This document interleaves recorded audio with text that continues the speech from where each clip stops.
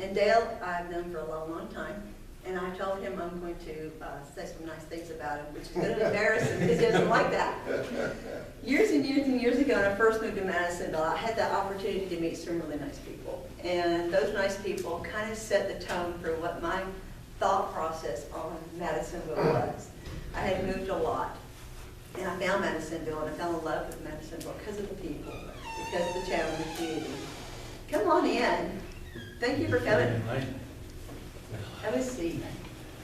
Dad was one of those people, and it wasn't just his shiny personality and his smile, and the fact that, you know, if I ran into something, he could fix it. It was because of the fact that he quietly and effectively did his job, did his business, ran his business, overcame obstacles, and he quietly supported the community.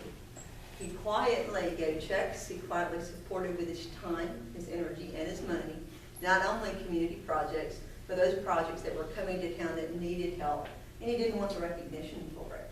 He went out of town and went on mission trips. He did all kinds of things that just blew my mind because he just wasn't any big deal. It's kind of like going to the grocery store for him, you know, it just was. And I looked at that and I thought, wow, how neat was that? So that was part of what started me to do my Discover Downtown volunteering, which led to my volunteering in the chamber and led to my volunteering in different things. So I have always looked up to him, and he's always done some great things. So you are my hero. Now, having said that, he's also one of the most amazing entrepreneurs I've ever seen. Because every now and then I'd be visiting with him, I'd find out things, you know, like he bought the mobile home park, and then he sold parts of it, and he did this and he did that. And I'm like, what did you do? Wait, when did you do that? Because I know him fairly well, and you think I know these things. And there's all kinds of business opportunities that he's done.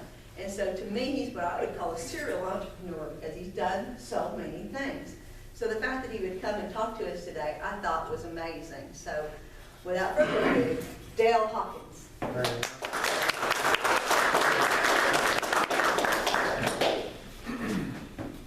Well, I'm getting older, and I'm going to have to put the glasses on. So I want to appreciate everybody for their time. I know your time is valuable. I appreciate you coming this morning. And, you know, I'm just going to start this with giving my Lord and Savior, Jesus Christ, all the praise and glory for me being here today. And for me being able to stand up here and to share with you not only the love of Christ, but what He has done in my life and my family's life, and how He, through Him, you can touch others. So with that, you know, I want to go ahead and get started. For you that don't know me, my name is Dale Hawkins. I have been in business for several years in Madisonville, and I just want to go through a series of my life where I've come from. So I'm going to start with, I've been married to my wife of 37 years, Sharon. She is the backbone of our family. I have 2 daughters and 5 grandchildren. And so if I had to, I guess, put a title on my, what I'm going to share with you today would be, you reap what you sow. So with that, I was born in Evansville, Indiana, and I lived in Evansville until I was 8 years old. I went to Harper Grade School. Then my family, we packed up and moved to Newburgh, Indiana. And so at that point, you know, I was just your typical kid, and no meant yes, and that's just the way that I was. I was always persistent as a child. My grandmother smoked King Edward cigars, and they come in a big yellow box, and at about the age of 8 years old, I started picking at her, telling her I wanted to smoke the cigar. And so when I got to be 11 years old, she said, you know, today's your lucky day. I'm going to let you smoke the cigar. She said, now you know how it works. She said, you've watched me long enough that I'm going to let you do it today, but you got to do it all the way. You got to chew the end off, you have to light it, and once you light it, you have to smoke the whole cigar. I said, give it to me. Now, needless to say, I don't smoke. Because that will make you very sick. So, at 13 years old, my parents asked me at Christmas time if I would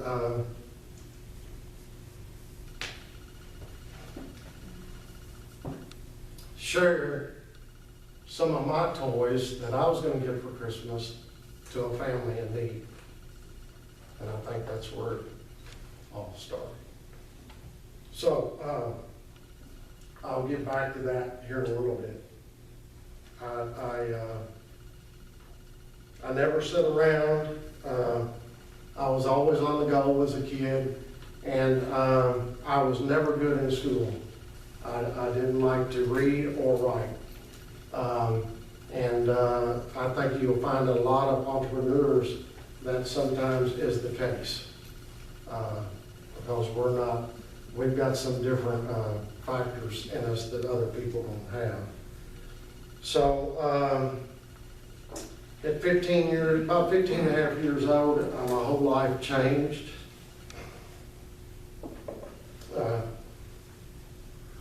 My dad, he was a boss at Paulus Caster. He also built spec houses on the side. And at 11 years old, that's where I learned a work ethic of,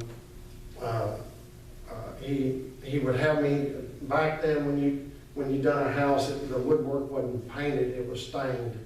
And so I would have to stain the woodwork, and I'd have to go over it with steel wool and then restain it and varnish it. And so I learned a work ethic at a young age of what work meant without money. So money never become a factor to me. I always just done the work. So at that point, at 15 and a half years old, with Dad doing the spec houses, we got into financial problems. And back then, when you filed bankruptcy, back in those days, the bankruptcy courts weren't real nice. The bankruptcy courts would take everything that you had. So I went from a child of having things that most people would have to nothing. So my life changed overnight.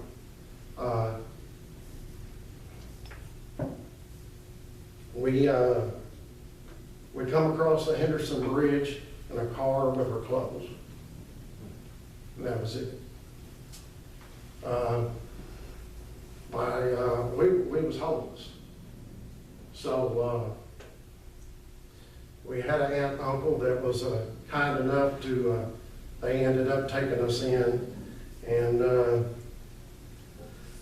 that's when I become a man.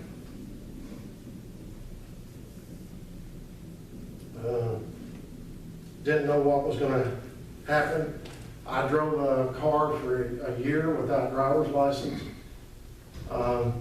because that's just what I had to do. I had to survive. So at the age of 16, Bill Rudd is probably not too familiar with this, but there was a gas station across the street from his real estate company, and I was the little guy over there pumping gas. I've never told my story until the last couple of years I've shared this with people, because I never wanted that to be a hindrance in my life. I used that for motivation in my life, what happened to me as a child. I worked at the gas station. I also worked at Kate's O's Cadillac, sweeping the floor, back in the body shop, watching the guys, what they were doing back there. That's kind of where I started. Worked 2 jobs, went to school.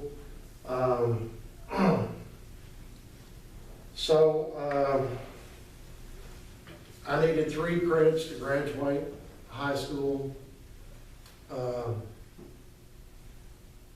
I wanted to be a mechanic, so the mechanic class was full, so they had the auto body class. So with that, I went into the auto body class, and W.G. Belt was my teacher, and he let us goof off in there just about as much as you want. And one day he said, you know, either you can keep on goofing off or I can teach you the trade. So I decided to learn the trade because I didn't have no direction in life. I didn't know what I was going to do. So if the teachers would have been able to vote, they would have voted me the least likely to succeed. I know this for a fact because the teachers at Castle High School in Newburgh, Indiana, they know my success and they can't believe it. So at 18 years old, I got married. I said I've been married for 37 years.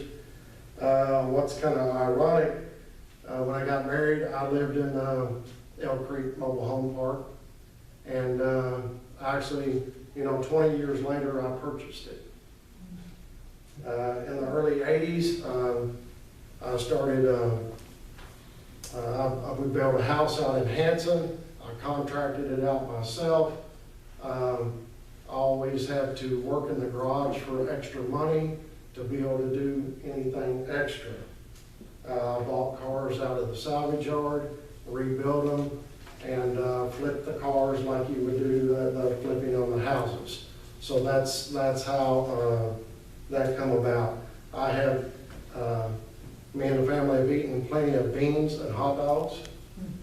We've had no luxury in that part of our life. To get back to where I was 13 years old and give the toys to the guy that my father worked with, my dad had actually co-signed for this man's house. He had 8 kids. My dad, like I say, we filed bankruptcy at 15 and a half. So about when I was about 24 years old, come to find out that this gentleman quit paying on the home. So that threw my mom and dad back into bankruptcy again. So at that point, you know, it's, then I have to help the family survive again. So I have no regrets. It is who I am because of all of this. You know, so I ended up through the years having to, you know, help my mom and dad buy the cars, the house, and then later on in life, my dad was, when he got in his later 60s, was able to regain and to accomplish what he wanted to accomplish. My father,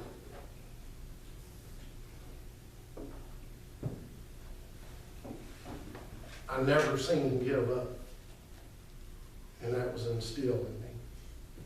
He never gave up. So with that, I purchased my first building when I was 27 years old, which is Hawkins Auto Body and Paint. And back then I had one part-time employee. And back then is when a man's handshake was good. You could do a deal on a man's handshake. I'll share some of the brick and mortar businesses that I've had over the years. I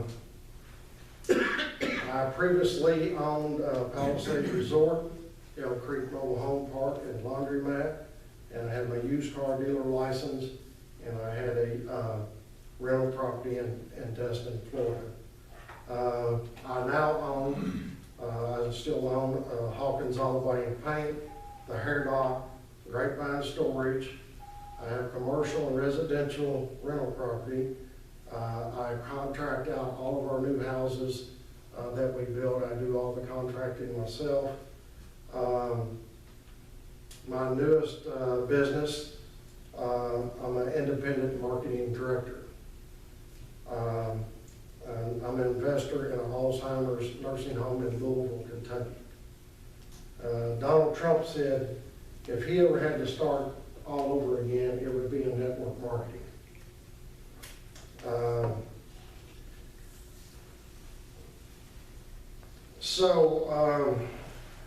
Also, there's a lot of people in my life that I could name all the names that have helped me through the years. You know, there's people in this room right here that have helped me. Bill Rudd, you know, is one of them that has helped me through the years. My employees, as an entrepreneur, you have to have the you got to have some kind of wisdom about you to be able to pick the right employees. So what I'm going to do, how much time do I have? Good, okay. So what I want to do is I'm going to go back and I'm going to pick out some of the, kind of go through some of the businesses and just kind of highlight a little about how they come about. Palisades Resort, when you own a business like that, you have to be accurate and precise. You have to you have your appointments that people are going to make as far as renting overnight or for a week, and also you have government and state rules you have to go by, and you have to be a very clean person. Okay. Elk Creek Mobile Home Park. There was 220 units there with a laundromat and a beauty shop. That was probably one of the better investments I'd ever made. You know, that is what some people call cash cow. So you know, rent the lots. You have to do some maintenance. And the laundromat, you know, you have to keep up the machines and collect the quarters. So, you know, and the beauty shop part there was what they call booth rental. So that had been a very good investment for me, and I also had bought the 17 acres with the farmhouse that was next to it, and I still hold the note on that property still today. An investor has bought that property, and I still hold the note for that investment. So the used car dealer license. You know, the used car business can be a good business for people. What I would recommend on that is to have a lot of used cars, to self-finance some of the car, and get connected with a high-risk credit company that gives you a kickback on the back end after you build up a residual, so you can have a residual income after that payment goes on for so long, then you start getting a kickback on the backside that people don't know about. So that's a good way to also have income.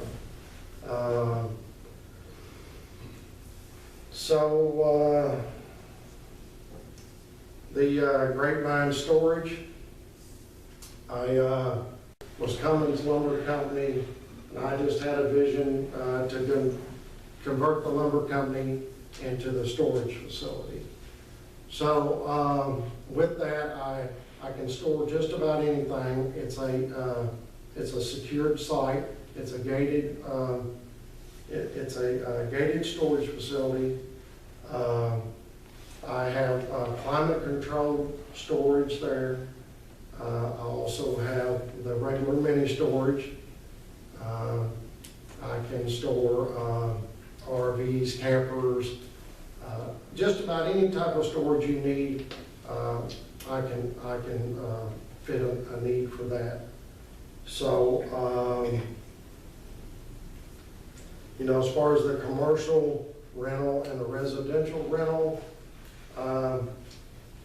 that's a little bit more problem. There's a lot of there's maintenance and problems, and people don't even think about it as far as the smoke detectors in your rental property. It's a big liability. I suggest anybody that has rental property that you need to have all of your smoke detectors hardwired into the house, where the people, they take the batteries out, which they'll do, and then the house burns down, you get blamed for it, because they'll say you didn't have smoke detectors. So if you have rental property, I would make that one suggestion. As far as the contractor work and me contracting the homes, I learned that trade from my father.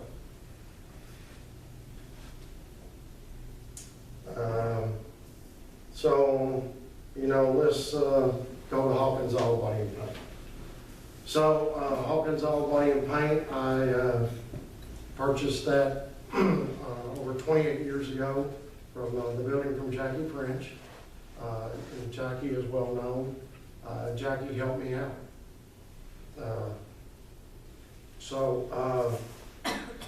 The auto body repair business is a different type of business. It's got a lot of parts to it, so the parts consist of, first of all, my line of business, we are craftsmen. We're a dying breed. No young people want to learn our trade. Cars are very complicated. They're very expensive. And so when somebody brings their car to my facility, I take it very serious. So when I started that business, like I say, I've always been the type of person that no meant yes. If you tell me I can't do it, you got a problem. Because I'm going to make sure that I do it. And that's just how I was cut. So, we started with about a 2,000 square foot building. I have probably 17,000 square feet facility now. I average 16 to 14 employees there. I've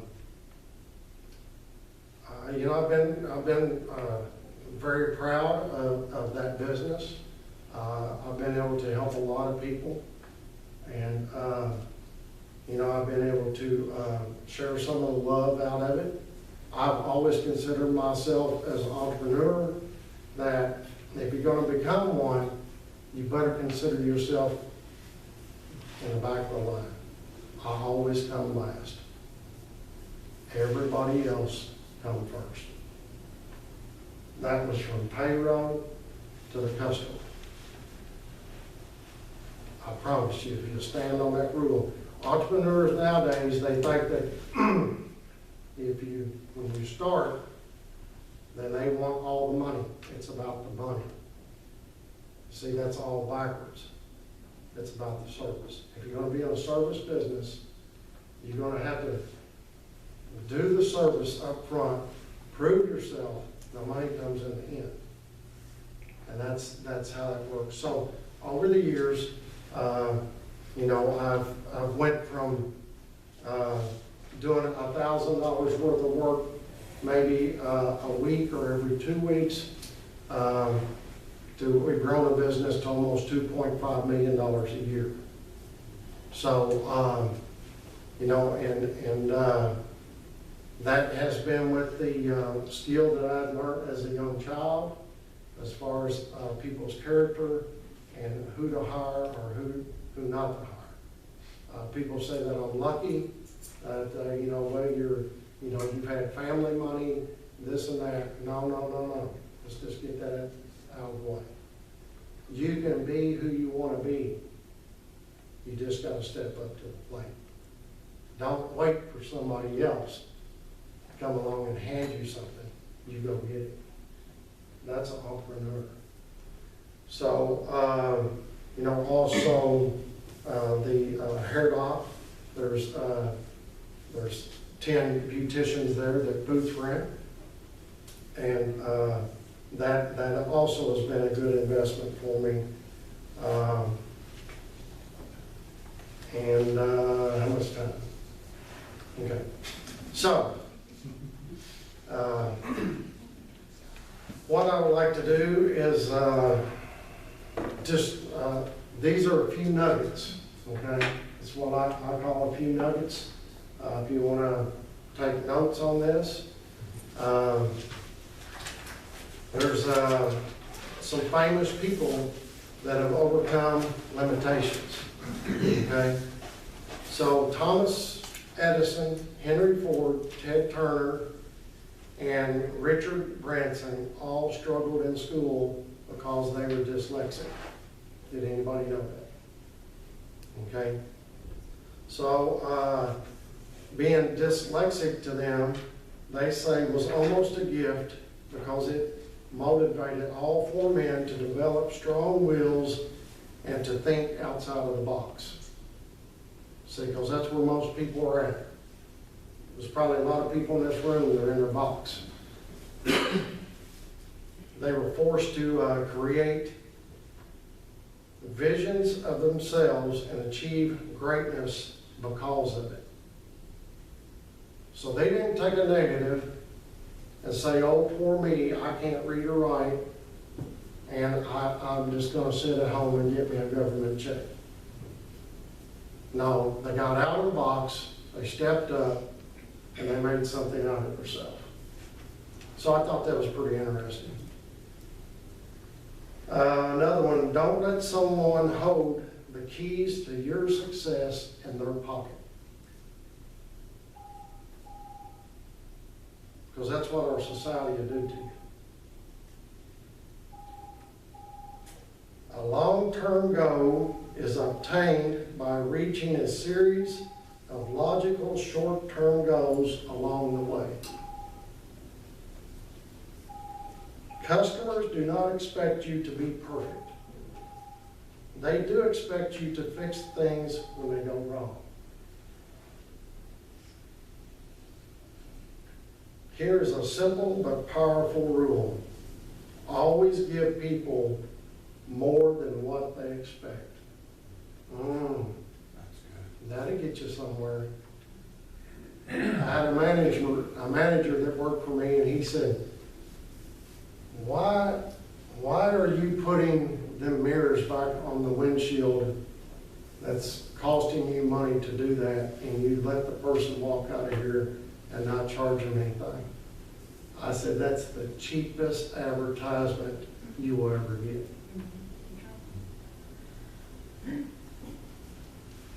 Always turn a negative situation into a positive situation.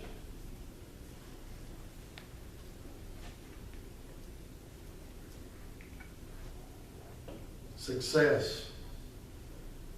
Shoot for the moon.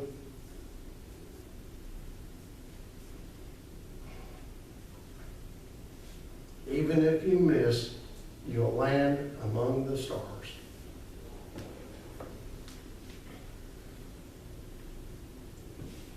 When you transform the ordinary to the extraordinary, you will create benefits everyone involved,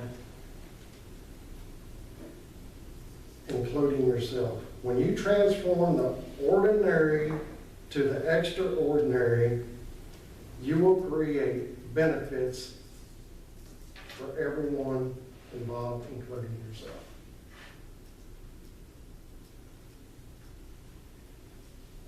So in other words, you know, you reap what you sow. Now this is probably going to surprise you guys. There's one thing that you might ought to do.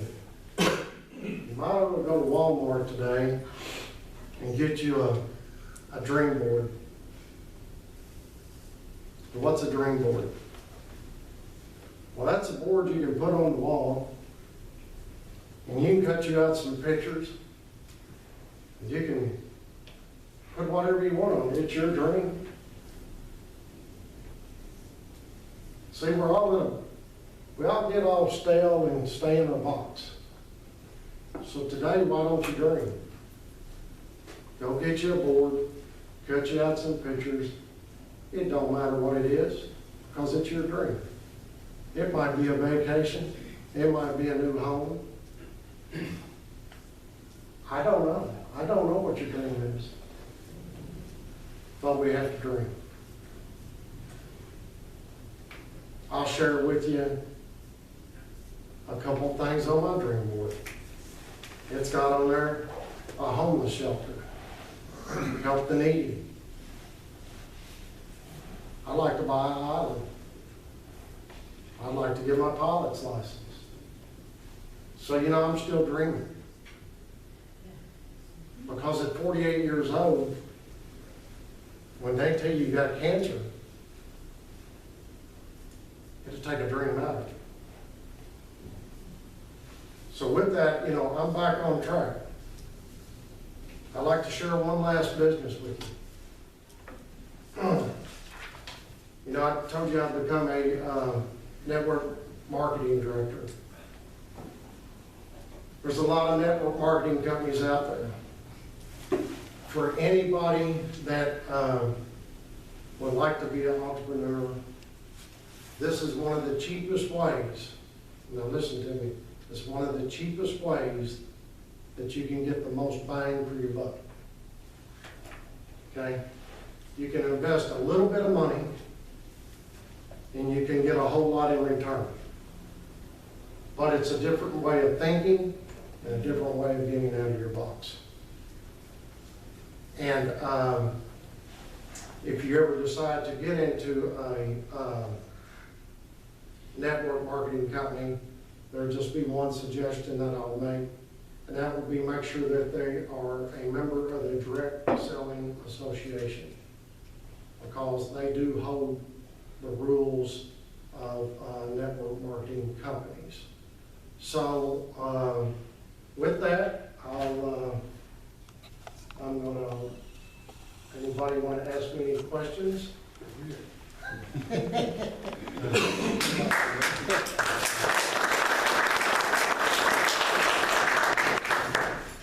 Okay, I'll be first. Okay. You're into a lot of things, and some of the things you're into require a lot of hands-on just for that, like the body shop. Right. You know, the mobile home park, the beauty shop is another one. Right. You must have people that you put in place to oversee, now not maybe the body shop because that's your training, but like the beauty shop. What do you know about beauty shops? I know nothing about it. Okay, my point. Then you must have people that do know and that can manage it successfully. Right. You have to know. That was my question is, Yeah. do you have people over these entities? Yes. Okay. And, you know, like I say, thank God that I've had enough, I have enough vision about me to be able to pick the right people. Because people will either make you or break you. These companies I have are not about me, it's about people. And be willing to take my pride out of the way and let somebody else have a piece of the pie. It gives them opportunity. Give them opportunity, makes them feel good, Yeah. and it makes them want to succeed. And anybody that I have working for me, if they ever wanted to step out on their own and be their own entrepreneur, I would bless that. Because, you know, there's always going to be people that will never step out, but they are good people. You know, they are good people to run your businesses. So, you know, But there's always somebody that wants to step up, because that's a good step for the next person on their way up. That's correct. And so I've always been willing to, if they show me that they're willing to succeed, I've never tried to hold anybody back. If they want to come up in the company, that's great. So, you know, some people like it at the bottom and some people like it at the top. Some people like it in the middle. And you know that as a business owner also. Good question. Yes, sir. Yeah, first of all, your story is fantastic. Thank you for coming and sharing it. You mentioned about, and you were talking about it then too, but about the wisdom about hiring people. Can you talk a little bit more about that when you do, to the extent that that you're still doing your own interviews in terms of hiring for your businesses? Well, give me an overview of like what you're looking for and particularly what you're not looking for. Well, I'm not looking for the last guy that come in and he started texting in front of me.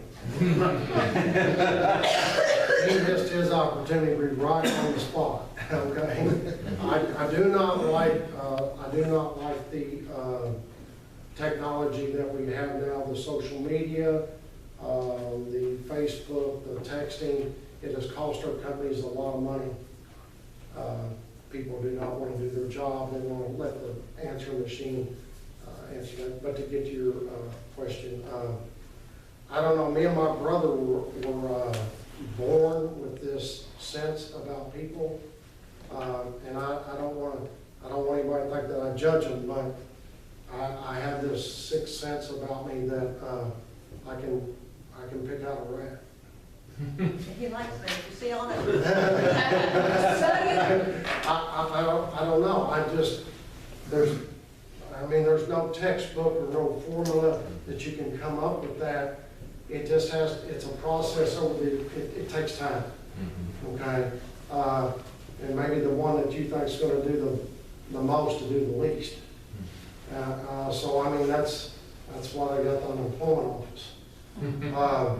You know, because you are going to make some mistakes. I know in your business you hire a lot of people, correct? And so it's in my type of business.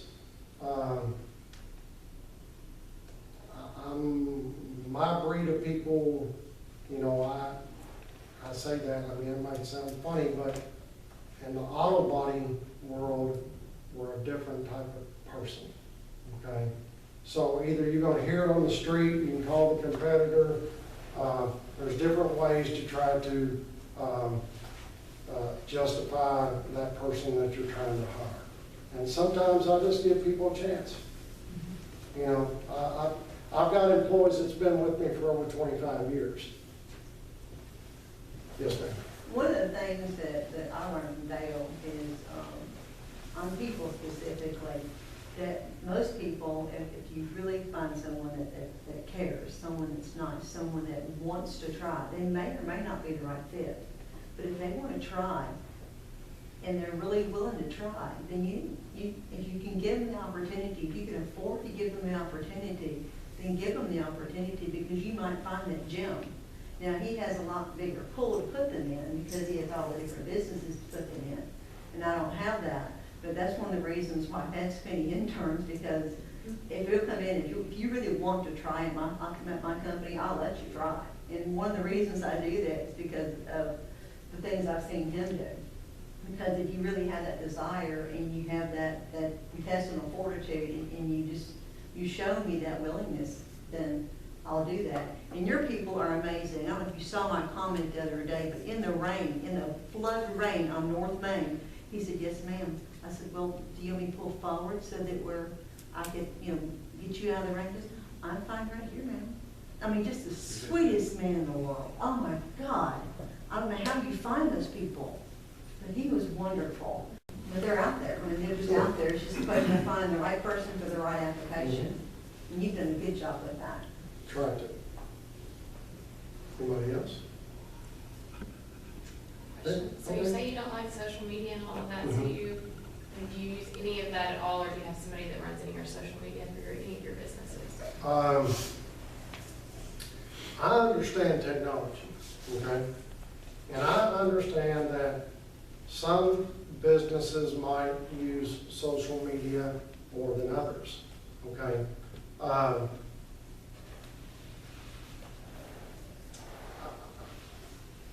In my businesses, I'm still kind of old school, still in the box, okay, and I'm not afraid to admit it.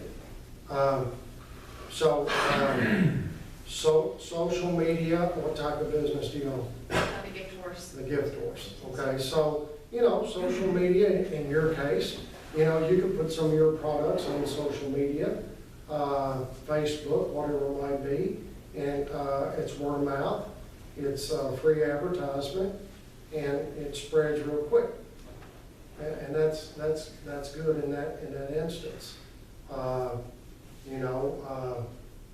The reason why social media is kind of a sore spot for me is because when I call a vendor and they won't answer the phone, and I know the person's by the phone, and they're farting around on their cell phone, looking at, whatever they might be looking at that day, and not taking care of business. Okay, I've got a problem with that part of it, as far as it can be a double-sided sword. You do something wrong in your business, they will slam you on social media. So you've got, if you're gonna get on it and you're gonna use it, you better be on your toes. Because if you slip, somebody's gonna remind you. And it's not face to face. They're not gonna come into your business and say, I have a problem today. That jewelry you sold me, choked my child. They're gonna get on there and they're gonna tell everybody they know. So, it has its purpose if it's done wisely. Okay? Good question. Darryl, just a comment. I'll tell you how we do it. I don't know how. I want to talk to people.